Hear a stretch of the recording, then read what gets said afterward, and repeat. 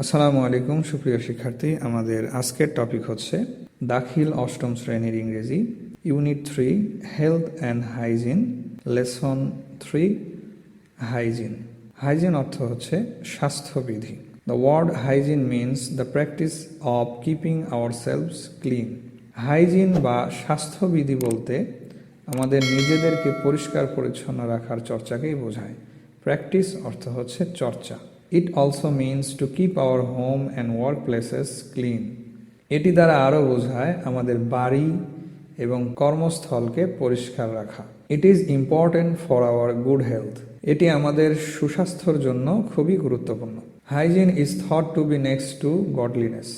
Godliness অর্থ হচ্ছে ধার্মিকতা, আর ধার্মিকতার পরই হচ্ছে পরিষ্কার পরিচ্ছন্নতার স্থান। It is because we cannot achieve anything physically, mentally or spiritually. Achieve অর্থ হচ্ছে অর্জন করা, anything কোনো কিছু, physically শারীরিক, mentally মানসিক এবং spiritually আত্মিক। তাহলে it is because we cannot achieve anything physically, mentally or spiritually এর কারণ হলো আমরা শারীরিক, মানসিক অথবা আত্মিকভাবে কিছুই অর্জন করতে পারবো না if we are unclean in our body, mind and soul, যদি আমরা দেহ, মন এবং আত্মায় অপরিচ্ছন্ন থাকি। Nobody likes an unclean person either. উপরন্তু কেউ একজন অপরিষ্কার মানুষকে পছন্দ করে না। আনক্লিন অপরিষ্কার বা অপরিচ্ছন্ন, পারসন ব্যক্তি। So we must follow the rules of hygiene. তাই আমাদের অবশ্যই পরিষ্কার পরিচ্ছন্নতার নিয়মগুলো মেনে চলতে হবে। মাস্ট এর অর্থ হচ্ছে অবশ্যই, ফলো মেনে চলা বা অনুসরণ করা, রুলস নিয়ম। First we must keep our body clean. প্রথমত আমরা অবশ্যই আমাদের দেহকে পরিষ্কার রাখব। We should have a bath every day. Bath অর্থ হচ্ছে গোসল করা, আমাদের প্রতিদিন গোসল করা। And wash our hair regularly, এবং নিয়মিতভাবে আমাদের চুল ধোয়া উচিত।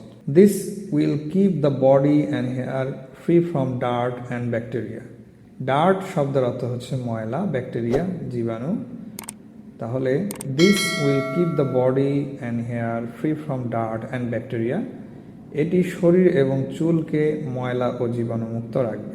Secondly we should wash our clothes regularly. দ্বিতীয়ত নিয়মিতভাবে আমাদের কাপড় চোপড় ধোয়া উচিত। Dirty clothes give a bad smell and invite germs.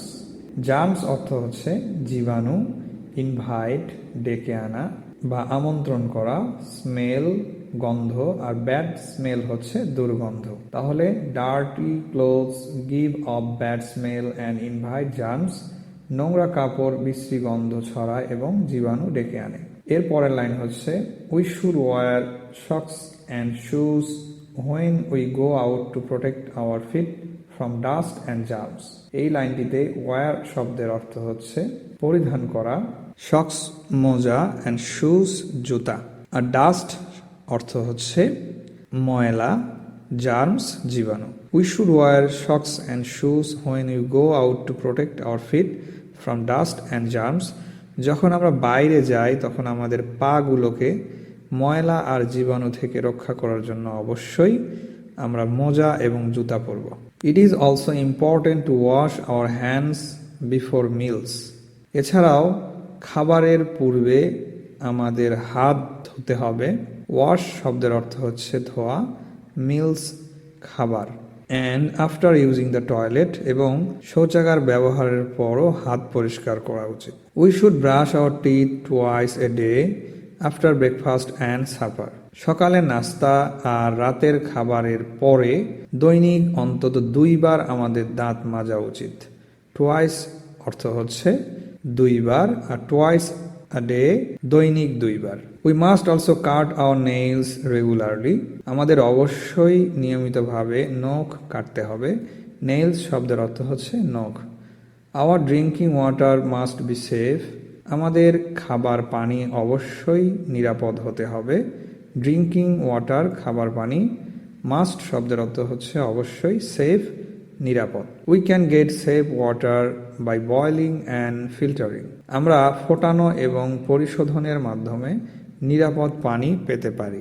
Boiling শব্দের অর্থ হচ্ছে ফোটানো, আর ফিল্টারিং অর্থ হচ্ছে পরিশোধন করা। Finally, we should keep our surroundings and environment clean.